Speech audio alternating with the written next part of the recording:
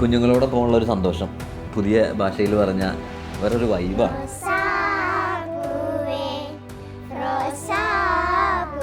വിശ്വാസത്തിലും സ്നേഹത്തിലും വളരുന്ന വലിയ കുടുംബങ്ങളിലൂടെ ഒരു യാത്ര. ദൈവത്തിൻ്റെ പദ്ധതി അനുസരിച്ച് നമുക്ക് കിട്ടുന്നത് ദൈവം തന്നെ പരിപാലിക്കാനുള്ള അവസരവും സാഹചര്യവും നമുക്ക് ഒരുക്കി തരുന്നുണ്ടെന്നുള്ളതാണ്. പ്രതിസന്ധികളിലും തളരാതെ കൃപയോടെ മുന്നേറുന്ന ഹൃദയങ്ങൾ. ആശുപത്രിയിൽ എത്തുന്നതിന് മുമ്പ് തന്നെ ആംബുലൻസിൽ ജിഷ പ്രസവിച്ചു. അങ്ങനെയുള്ള സമയത്ത് ദൈവത്തിലാണ് ആശ്രയിക്കാനുള്ളത്.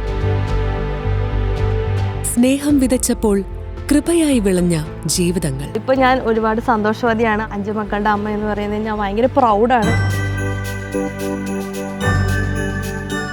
കൃപയുടെ വഴികൾ ഉടൻ വരുന്നു ഷാലോം ടിവിയിൽ.